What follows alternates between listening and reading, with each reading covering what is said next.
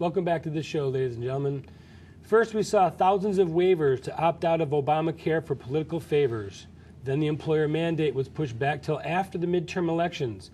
Congress and their staffers will now be subsidized by the taxpayers. And now we have 40,000 longshore and warehouse workers quitting their affiliation with the AFL-CIO union, citing the taxing on their Cadillac plans in Obamacare. Will we see the unions who fought for this law exempted next? That's a very interesting development coming from the unions that went out and basically twisted arms to get this law passed. It's a sensational development because the unions are the real bully boys behind the Democratic Party. They're the tough street fighters. They're the SS for the Democratic Party. They go out and break skulls if necessary, but they're also very well organized. Now you and I, we have our discussions during the week, and if you recall, you mentioned the fact that the people that belong to labor unions of all the potential workers are down to 11%. If you take out the public unions, you're down to 6%. Now, the longshoremen were one of the fiercest parts of the union movement. You think of the United Auto Workers or the United Mine Workers. Teamsters. They were babies compared to the longshoremen. They were headed up by a guy by the name of Harry Bridges during the 30s. He was #2 in the American Communist Movement, headed up by a guy by the name of Earl Browder. But Harry Bridges, his real bully boys were the guys working on the docks, and nobody fooled with them. So this is a very strong union. But I think what you had told me, you were the one that brought to my attention about the international longshore workers. But the interesting thing, a couple of days before that, Richard Trumka, the head of the AFL-CIO, had written a letter to the president, an open letter, saying that they demanded that they have a waiver as far as Obamacare is concerned, because it's very simple. Most of the workers that are being hired today, you'll get a number this week and next month and so on. They're phony numbers because 2/3 of the people that are hired are part-time workers, which means they work less than 30 hours a week. And there's only one reason why they would do that. It gets them out of the health care costs. Not only health, all kind of benefit. The benefit package, when you're working part-time, you are not responsible for pensions and benefits of all types. And Trumka knows this. He knows it's the end of the union movement. If he allows Obama to implement Obamacare come January the 1st in its full extent, then you might as well kiss the union movement goodbye, because what are they going to do? You think the part-time workers are going to pay their money out of what they're getting by working less than 30 hours for the unions? I doubt it. So they get a 25% cut in their work, their hours. Now they got to pay for their own health care on top of it. That's right. It's enough to just drown a family. Yeah, but you see, to me, the whole basic Obamacare is a farce to begin with, because these so-called exchanges, which is supposed to open the door to people that never were able to get insurance, and you can live with your folks till you're 26 years. All these things on paper might look nice. They don't exist. There's nobody. You prove to me that there are exchanges in various parts of the country now waiting to receive people so they can bring them in, and that there are commercial insurance companies that have aligned themselves with the exchanges. That happens right around the corner. We're right on the doorstep of this thing. They don't exist. This is the whole basic administration of the country today is a phantom. It really is. It's a phantom. I'm delighted to have somebody debate me on this and tell me I'm wrong. You tell me where there is any sense of reality by leadership from the White House and from the administration, and what you said correctly, rightfully, which I totally support you on, is the fact that the Republican Party somehow has faded into oblivion, whether it's because somebody has something on some of their leaders or whether they feel the best way not to offend potential voters and stay in their office and keep their perquisites is not to offend anybody. I don't know what the reason is. I have never seen a party that is supposed to carry the flag for the opposition be so meek and be so impotent and being so totally unable to get anything done. When I heard John Boehner saying, we've got to back our president on Syria, I mean, I thought I was listening to a guy who belonged to the Democratic Party. You might as well have. Yeah, there's very, very little difference between the two parties right now. It's maddening, to say the least. But it's worse than that. It's puzzling. It's really puzzling. It doesn't make any sense. I can name you a lot of Democrats that are much more solid on these subjects than their comparable Republicans. I make this statement I am extremely disappointed in the Republican Party today. I have no passion for it whatsoever because I think it's almost like they're fighting a losing battle and it's like in a football game. You give a guy a ball and the guy who's supposed to stand in your way to the goal line falls down. What do? You run over him and you go for a touchdown. I think what they're doing it's almost like Lucy and Charlie Brown with the football. Yeah. Boehner's the kicker, and the administration is putting the ball there, and they're going to trust him again. We're going to get it this time. Yeah, something doesn't make any sense. There's no sense wasting our time trying to.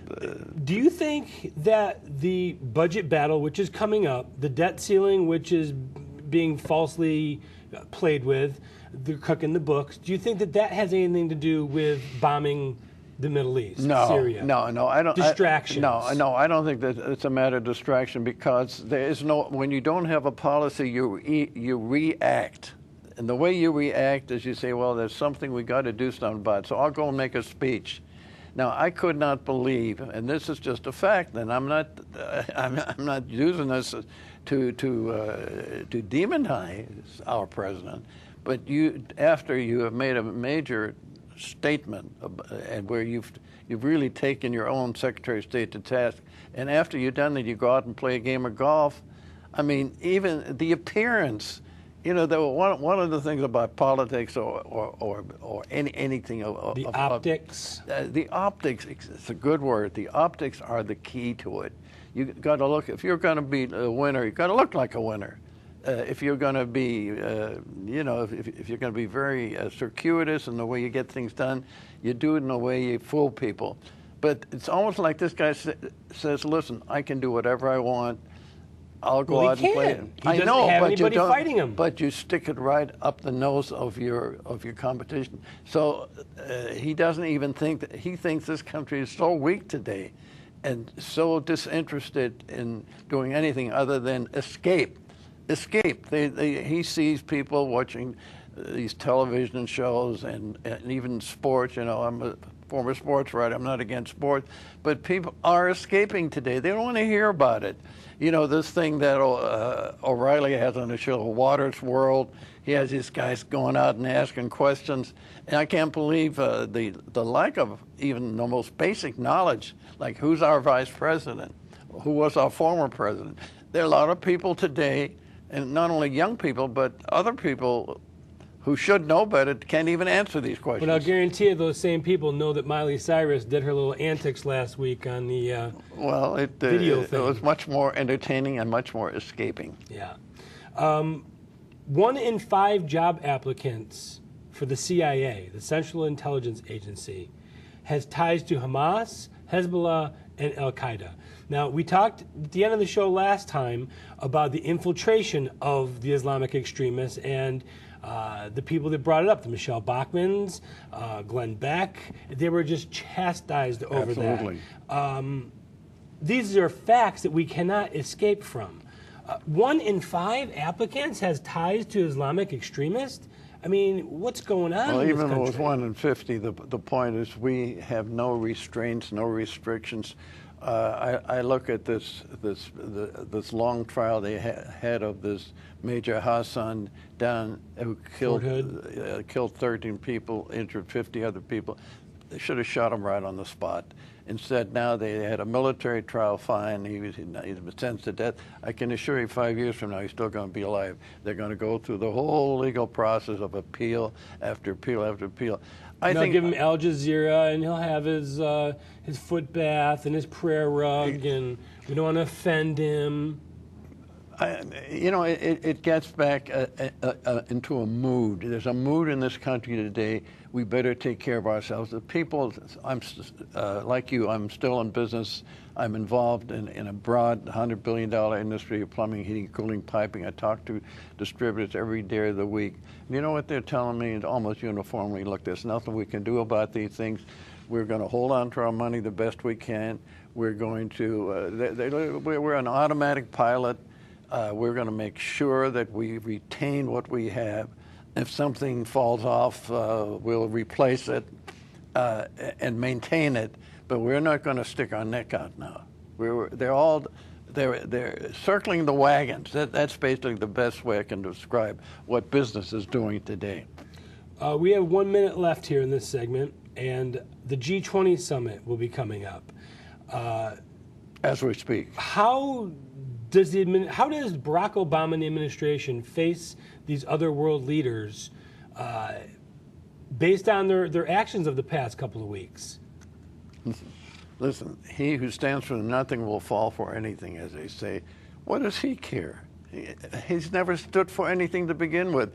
I would be delighted to have somebody challenge me and tell me what great thing he has done in the first 5 years he's been in office.